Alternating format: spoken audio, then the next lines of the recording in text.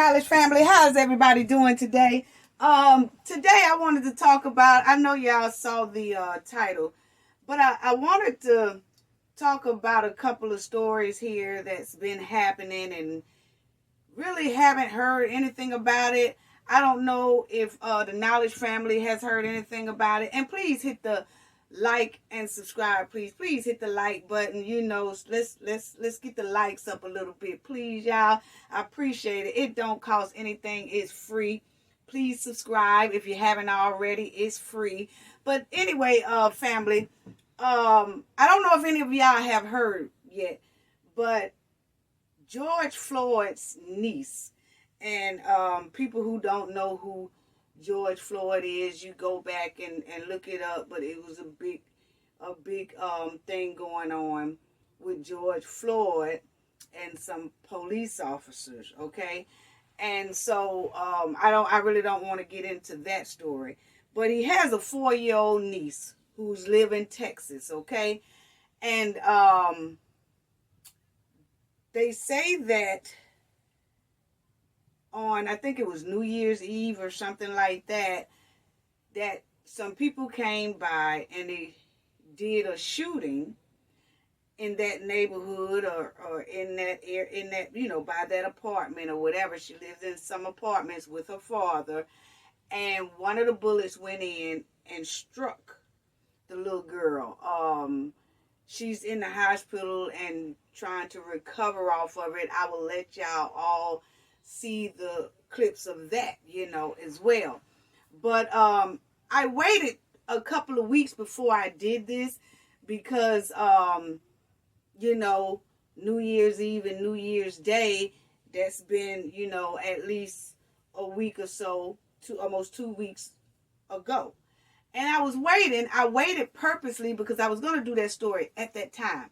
And then, family, I said, no, I'm going to wait and see how much I hear about this story. And, family, I have to tell y'all that I don't know if some of y'all might say, George Floyd niece, oh, I didn't know his niece got shot, you know, and she's 4 years old. And a lot of people might be saying, it's the first time I've ever heard of it when you said it, you know. But I've been waiting to hear, and I don't hear the mainstream media talking about it. I don't see a lot on the internet about it. I stroll all through the internet with Facebook, Twitter, all of that. And I really don't hear anything. I think it's about 2 or 3 people on YouTube, if that. I'm pushing it with that. That really said something about this story, okay? And I just want to know why, okay? Why is it that the mainstream media haven't covered it? Nobody. And she is not the only, don't get me wrong, family.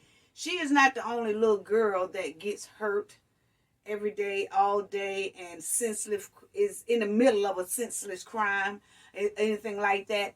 But it was just amazing to me that I just didn't hear anything. I mean, I really didn't hear anything, family. And I just want y'all to look and listen to what the news article had to say about her. And then I have some more other clips about things that's happening every day. Family, what's going on out here every day, all day, on the hour, throughout black communities, okay? And really nobody says nothing about it. Nobody talks about it. You see a little bit on the news or whatever. But family, I put these clips together. George Floyd's niece, the 4-year-old, she's going to be first. I'm going to show her clip first. And then right behind that, family, you're going to see different stories of things that's happening in the black neighborhood every day, all day. And I'm talking about, family, it's getting bad. It's getting terrible. It's getting pathetic. It's getting outrageous. It's no way in the world black communities should be living like this. I'm going to let y'all see these clips, and I will tell y'all, but I broke them up from different stories. George Floyd's niece lived in Texas, and it's going to show her story.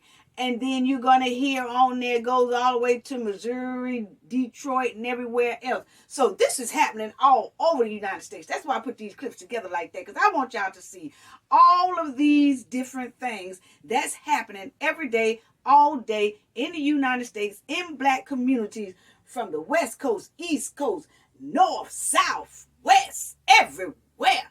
It's just terrible. Just completely terrible. But here it is, family, and I want y'all to really listen to this and check this out. And like I said, it's going to start off with George Floyd's niece. And then I just want y'all to listen to all these stories. And I want y'all to listen carefully, family, and just see what's going on. And a lot of these stories, y'all probably didn't even know yourself. And a lot of them you probably did. But listen at these stories here, family. And then after that, we will talk about what's going on.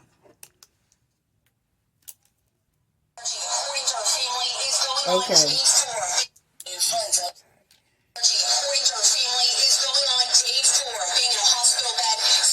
Hold on, family.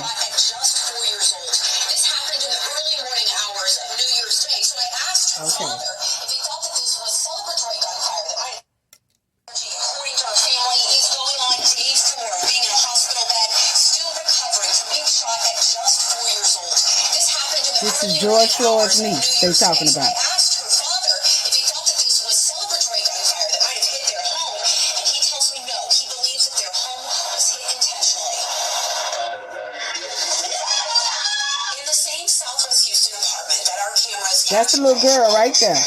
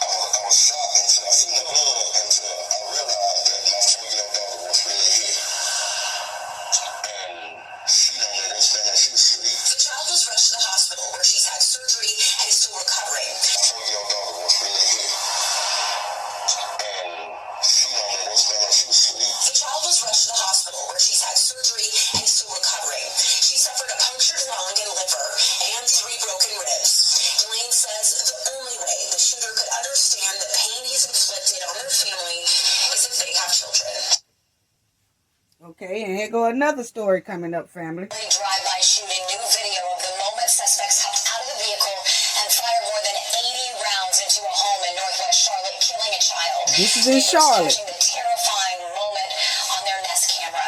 Family members identifying the victim as 3-year-old Asaya Figueroa. WCNC Charlotte's Richard Devane. And here come another story, family. 2-year-old has been hurt in a shooting. Happened on South Glenwood Avenue, just north of 24 Highway. KCTV5's Betsy Webster joins us live now from the scene. Betsy, what can you tell us? Carol, I'm going to take a deep breath here because this is very sad and very frustrating. Just a little while ago, a woman ran up to me frantic, said she lives in that house, told me this 2-year-old was a little boy, or is a little boy, I should say, and then told me that he was at the hospital. Here because this is very sad and very frustrating. Just a little while ago, a woman ran up to me frantic, said she lives in that house, told me this 2-year-old was a little boy, or is a little boy, I should say, and then told me that he was at the hospital but was not breathing. And you can see the Christmas lights behind me in the neighborhood. You can't see the house where this happened because it is just beyond those lights, but I want to take you to some video we shot before nightfall where you can see that house. People who live there pacing on the porch. It was 4:30, police say, when someone fired shots into the house, then drove off. And this is another story, family. Rallies around a distraught mother after 2 of her children were shot and killed inside their North Nashville home. Michelle Ticina Sleen tells us the teen victims were high school students at Procom. A mother continues to grieve in North Nashville after 5 of her children were shot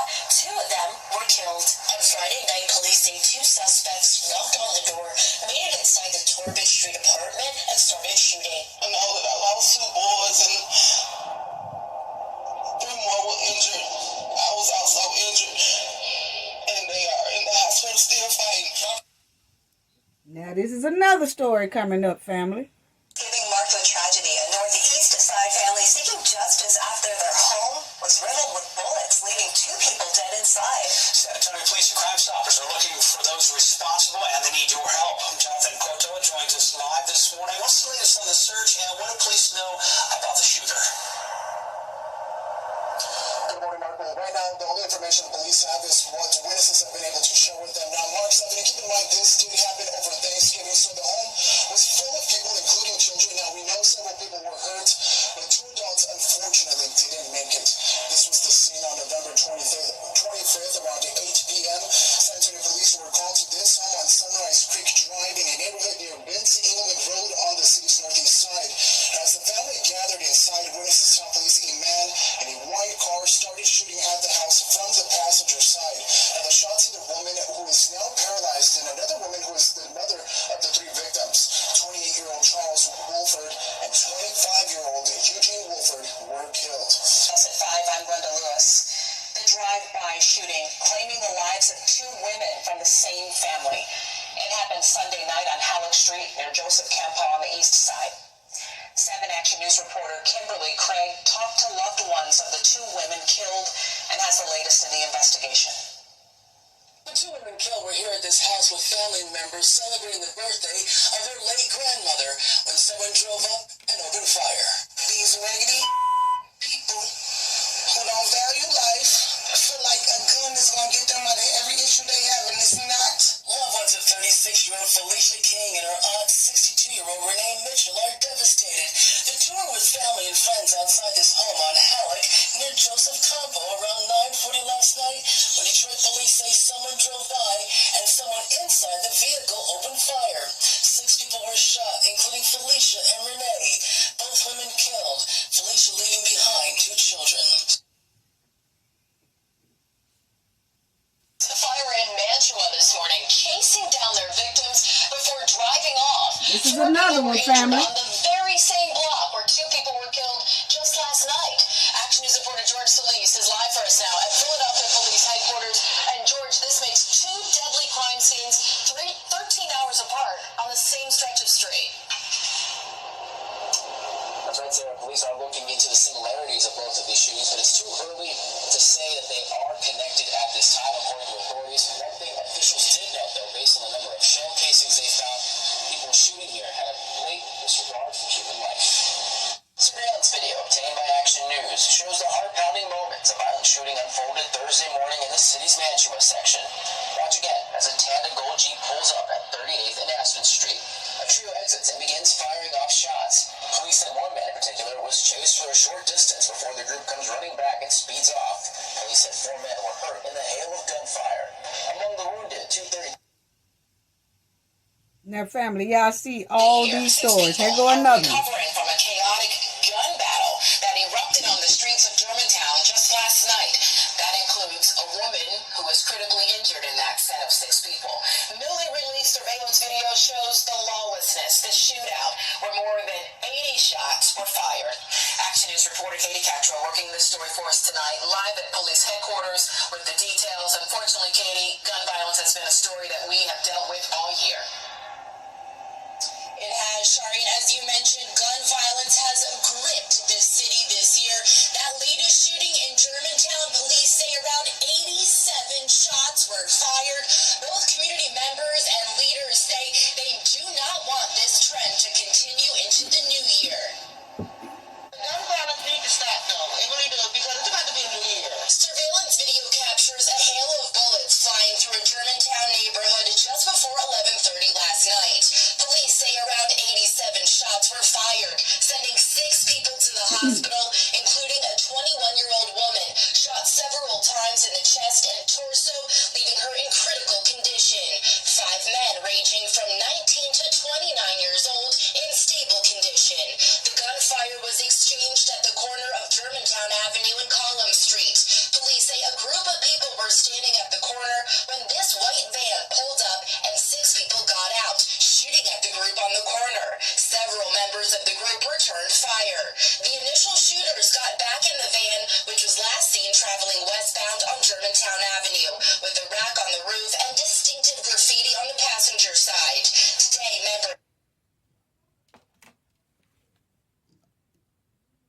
Okay, family.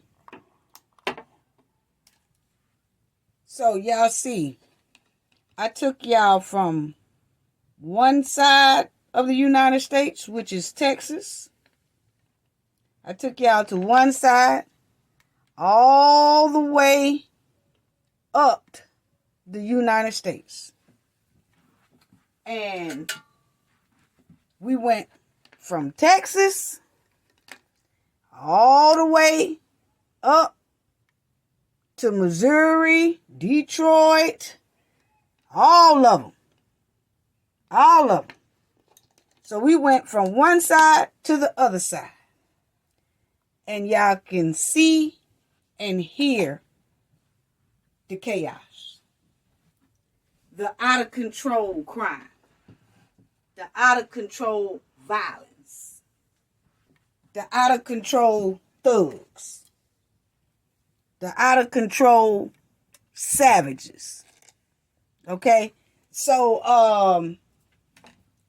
I did that and took y'all from one end, starting in Texas, which was George Floyd's niece, all the way up to the north side, all the way to the other side of the map. Okay? And I just want to start with George Floyd's niece too. But y'all see that this is happening in every city, every state in the United States. Totally disappointed. Totally, utterly disappointed that this is going on every day, all day, on the hour, in every city, every state. Don't make no sense, family. Now, I want to start because of George Floyd. If you look at it, the little girl's father, the 4-year-old, and he said that he thinks that the shooting was intentionally or was done on purpose. And somebody targeted their apartment. But why? And who would do it? Okay? And that's what I want to talk about, family, because us, the black community, will tell the news people certain things. But if you say that someone targets you and you feel like that was done on purpose, it was meant to go in your apartment, hey, tell us who and why. So everybody can get to getting it and try to find out who it is that did this. Okay? Now, but that wasn't the case. So, I just want to say that this little girl uncle really did the case and what happened to him really had this whole world shooken. Okay? George Floyd's case had this whole world very upset and shooken and amazed at what happened to him. Okay? Basically, it almost tore this country apart. Okay? But the shooting of his niece is not almost tearing this country apart. Why? Why? You know, she didn't get the same cry and outpour as her uncle did. Okay? And we talking about a 4 years old girl who, y'all heard, in the bed sleep when the bullets hit her. Okay? And she is fighting in the hospital right now. And it's not an uproar about it at all. Now, most likely, it's not an uproar. I can tell you why. And I'm going to tell you that my take on why is because most likely the black community feels like or think someone black shot her. Okay? So when somebody black shoots another black, it's not that big of an outrage. It's not that big of an outcry. Okay? And that's what I'm here to talk about today, because I want to know why. And there's a lot of people across this world wants to know that exact same thing. Why? So I'm going to tell the world and talk to the black community, because the black community is who I really want to talk to, but I'm really telling the whole world the take on a lot of the reason why the black people in the communities don't say anything. Okay? They don't have that same outcry when it's a black on black doing it. Okay? And that gets some people need to think about that. All in our black community. You need to think about why do black people do that? You have an outcry, anything else. You know. Now, why are we never torn apart when it's a black person doing something to another black person? When we doing it to each other, we don't tear the country apart then. We don't have an uproar upstairs about that. You know. Now, let's talk about the different response that black people have when a white police officer or a police officer do something foul to a black person. Or when a white person does something foul to a black person. Versus the response when a black person is killing another black person. Oh yeah. Let's talk about the difference in response that we have versus when a white person kill a black person versus when a black person kills another black person. Okay? Now, black people will have a hard and mean cry when it's a white police officer that kills a black person. Oh, that black police officer is horrible. He horrible. And he is. And he is. Don't get me wrong. He is. I'm just giving y'all the response versus the other response. Okay? Now, when a black thug come and kill a black person, it's no outcry. But when that white police officer kill a black person, you want to upcry, you want to march, you want to act a fool, you want to protest all day long till your feet hurt. All that. But when it's a black thug that kills another black child or kills a black person, then all of a sudden the cry becomes soft from black people. Oh, you can't hardly hear him. Or most of the time it's real silent. You can't see him. You can't hear him. They ain't marching. They ain't out crying. They ain't pissed off. They ain't nothing. Why? Why? You know, the black thugs are out here all across the United States in our black community wreaking havoc on us. Wreaking havoc on black community. They doing drive-by shooting. They killing the children. They killing the women. They killing the men. They shooting up the houses. They shooting up apartments. They just doing all kind of stuff. And then when black people are so quiet, because see, they not saying that. These thugs around here, y'all seen them? They jumping out of vans. They spraying. They don't care who outside. Y'all seen it for yourself. They jumping out of vans. They jumping out of cars. They jumping out of SUVs. They jumping out, and they just spraying anybody and everybody in the black neighborhood that they want to do. And the black neighborhood ain't saying nothing. Nothing. Not compared to when a white police officer kills a black person. The outcry ain't that hard. It ain't that strong. It ain't that march. It ain't that protest. It ain't that none of that. You know why? Because for some reason, the thugs get a damn pass. Oh yeah, they get a pass. And see, when the black people are so quiet about these thugs doing all this, it's very disturbing. It's a very disturbing behavior when black people are so quiet. That is so disturbing.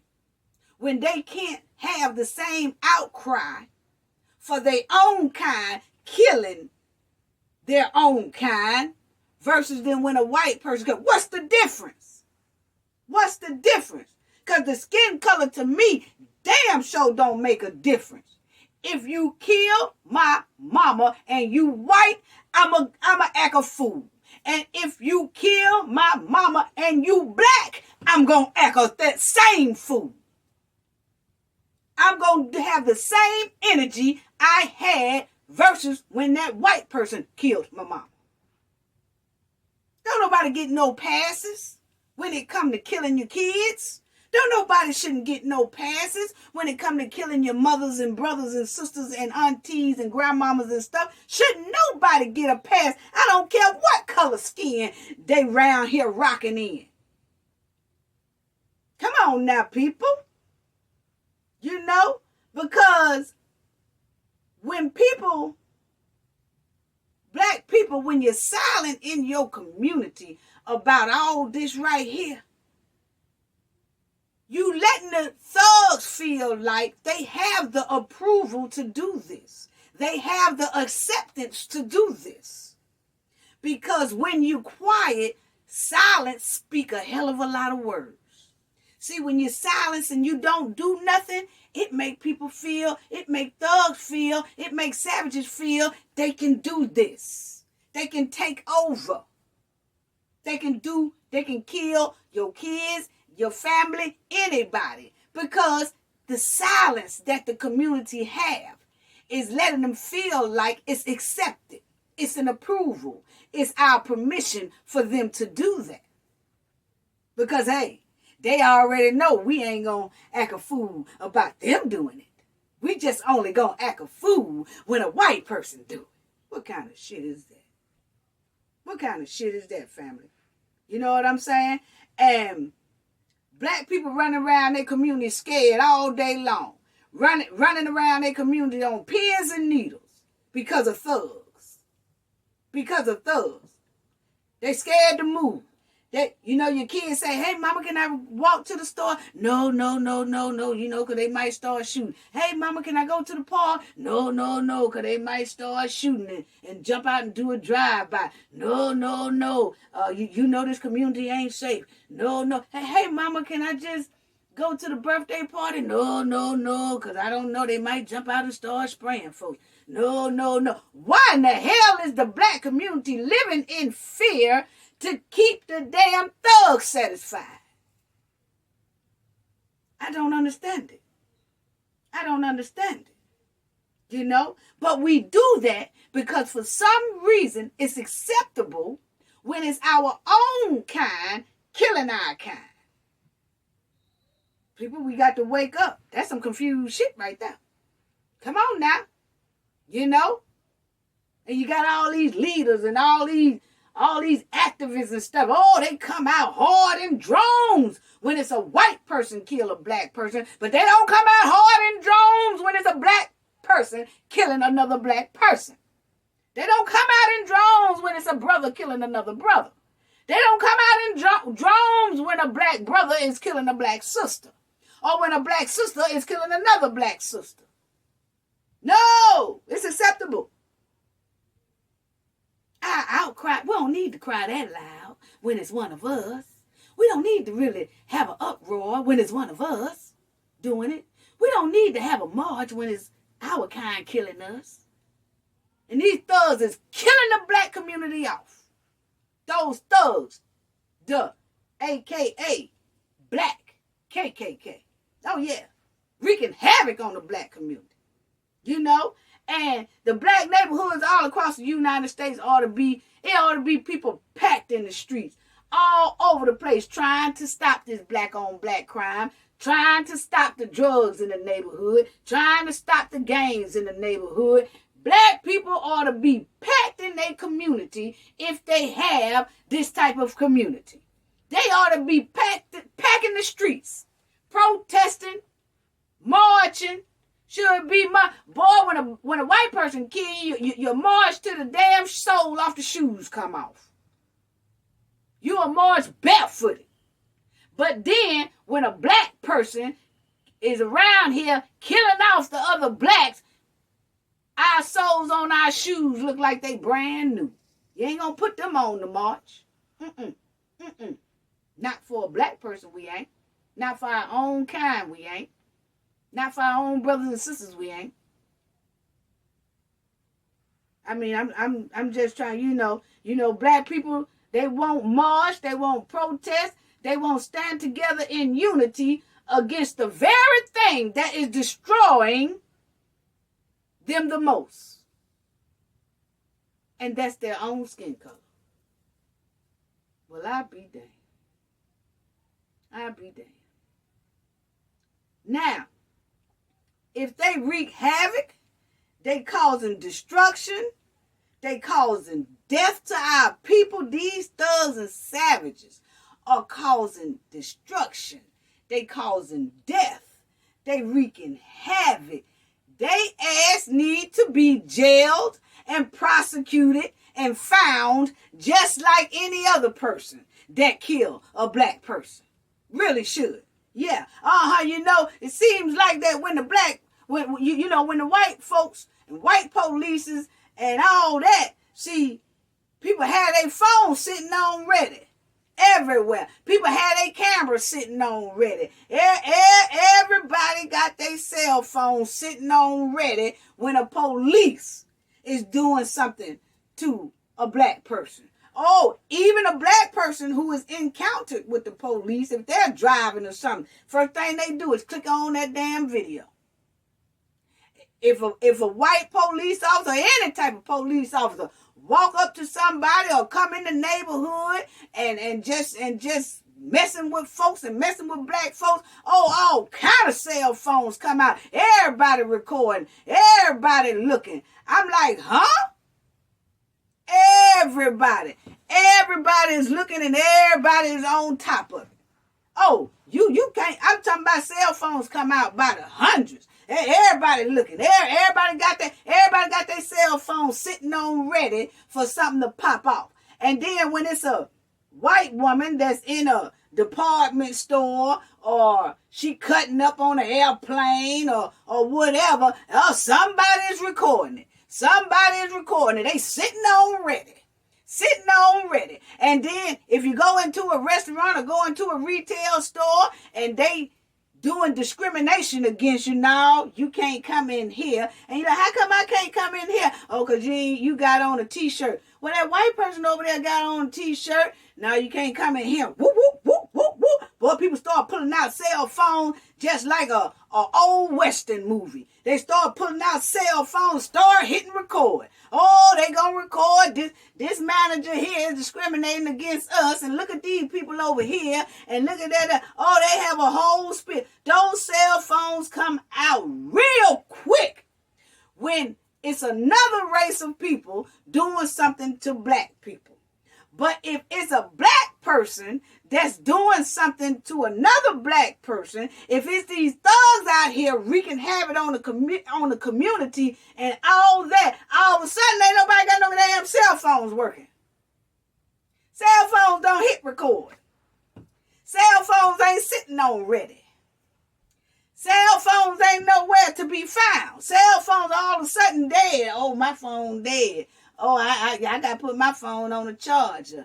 Oh, no, I ain't got my phone. I left my phone in the house. All of a sudden, there is no video footage, cell phone video footage of when the thugs come and drive by and shoot up the kids or shoot up the house or shoot up the family or all that. Oh, it ain't no cell phone. Now everybody got to look around and see if somebody got a surveillance camera around. But you ain't got to look for a surveillance camera when it's a damn white officer on a black person. You ain't gotta look for no surveillance camera when it's a white woman acting a fool in a park on a black man, or acting a fool on some black mother, or acting a fool on some black people. If a white woman is acting a fool and showing out, oh, there go the cameras, there go the cell phone. But they don't work when it comes to the thugs in your neighborhood that's killing everybody off in your neighborhood. Oh, but ain't no cell phones working then. Why? Woo, what a coincidence. Why it ain't working? Because it don't matter as much, do it? Because I find it very strange that all of those clips that we just heard from them news people, the little girl, George Floyd's niece's father, he didn't have no cell phone footage. Nobody in that area had no cell phone footage. Nobody got cell phone footage. And then over there with all these stories you heard, they shooting here, they shooting there, and they was in the house and they was having a party and they was celebrating a birthday and all that. Nobody caught nothing on a cell phone. On a cell phone. And I'm not talking about these people here alone. I'm talking about the community. You mean to tell me it wasn't nobody in no area around any one of these incidents that somebody had a cell phone and could have been recording that? They could have got something. No, it ain't that important when it comes to them thugs. You know, and I just find that very hard to believe that black folks will put white people on blast real quick when they do something to them. But when them thugs come in our neighborhood, we don't record that. We don't record that. We don't put them on blast. We don't put them on blast. Damn, the police and everybody else got to go through hell and hot water to really try to piece together the whole damn scene. To see who they think could have did it. I don't know who could have did it. Come on now, y'all. Come on now, y'all. Come on now, y'all. And you got these thugs shooting people house up while they sleep. And these folks need to get up off the street, people. They really do. Because they are making drive-by their hobby. That's their hobby. These thugs and savages are doing drive-bys like it's a hobby. And that's sad. That's really sad. And nobody seems to pull out video cameras. Nobody. To catch what happened, to catch what the perpetrator looked like, to catch what kind of car they was in, to catch nothing. It ain't no cameras on standby, no cameras sitting on ready, no video, no phones around, no nothing. Everybody wondering why it's so hard for many black people to have success. You know why? Because the thugs are killing off our success. Everybody want to know why our black people's futures are not promising. Because they're killing off the promising future. Our kids are our future. And they going through our neighborhood all across the United States. Just killing our kids for no reason. Straight bullets, drive-by, shooting inside the house. They just don't care. So, I'm going to need some of these people that always recording when a white police officer do it. Keep doing that. Because we need to see all that. But we also need to see them damn thugs. We also need to see that when they come in the neighborhood.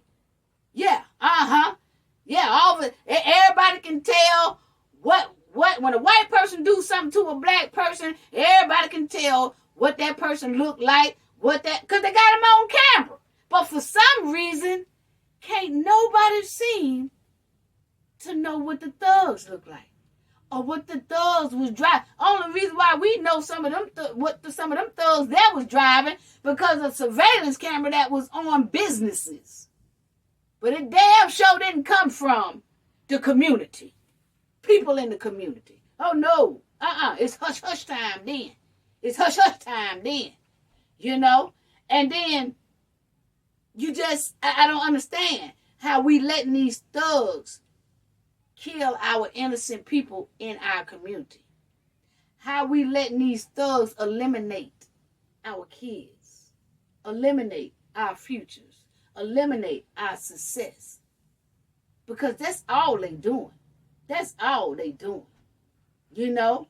I mean, hell, black people won't come together. And then, you know, everybody talking about how come the government won't pass that bill to protect black people. Hell, black people won't even protect their own damn children from thugs. We have proven to the world that black people have a double standard when it comes to crime. Oh yeah, hear me good. Hear me and hear me good. I'm going to repeat it again.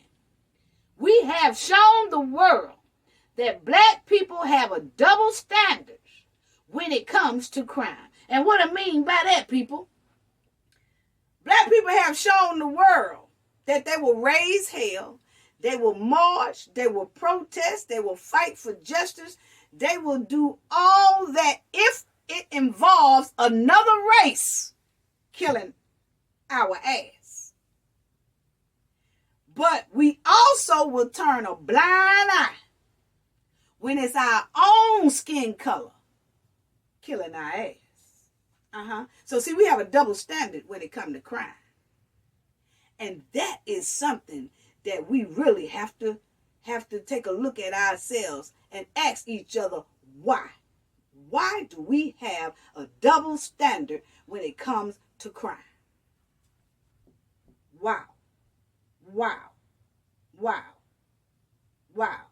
You know what I'm saying? Because don't no other culture have a double standard. I can tell you that right now. Because if they own kind come in their neighborhood, if a white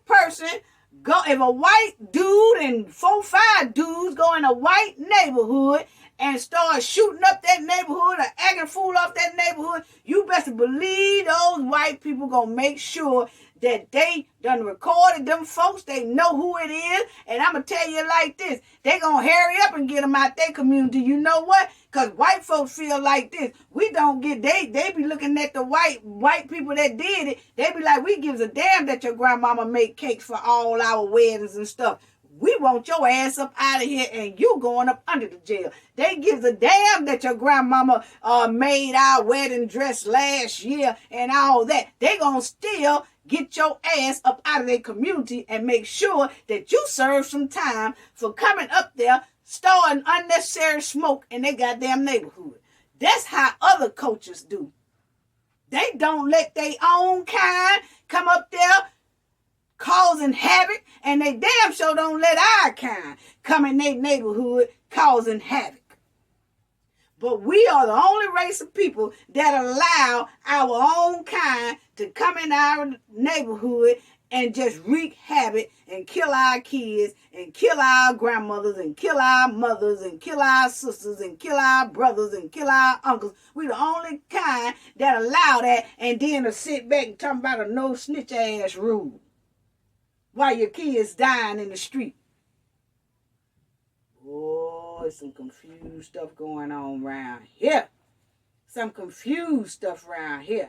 I just don't understand it. Black people are so used to walking around injured in the mindset. Then I'm going to close this out. Black people are very used to walking around with an injured mindset. What I mean is it's like a injured leg, an injured arm, or injured foot. And you know what I mean by that is that, you know, if you ever have a broke foot, sprung foot, ankle, or whatever, or a broke arm, or whatever, black people, this is an example I'm giving you. It's just like you walking around with that broke foot, knowing you can go to the doctor, but you don't. You just keep on walking on that broke foot until that broke foot gets worse. But you still don't want to go to the doctor because you just don't want to go to the doctor. You don't like going to the doctor. You don't want to deal with it. So you just keep hopping around on that broke foot. and you does nothing about that broke foot, and that broke foot continues to get infected, gets worse, until really it's nothing that a doctor can do for it after a certain amount of time. Just like you're walking around with a broke arm. You just work with one arm all the time, and you knowing this arm is broke, but you just don't want to go to the doctor. You would rather walk around with a broke ass arm than to go to the doctor and get something done about it. But black people, you walk around with that broke arm the whole time until eventually it'll get too infected and too out of control to where they probably can't even save that arm no more. That's exactly what we do. That's exactly what black people do in the mindset. They walk around with the injured mindset. And they keep continuing to letting these thugs and savages wreak havoc on their kids. Kill their kids. Have a drug-infested community. Accept crime in their community. Accept the killings in the community. Accepts the torture that's the thugs put inside of the community. They just put the community through torture, pure D hell. But the injured mindset walks around and feel like as long as they black, it's okay. As long as they black, I don't have to put on my march shoes. As long as they black, I don't have to protest. Black people are walking around with an injured mind. And as long as it's coming from the hands of another black person, the community don't raise hell. Now I'm going to leave it right there to give people something to think about. I'm out. Gain knowledge to prevent blockage. And we all know what that means. And I'm too pissed to say the rest. Bye-bye, family.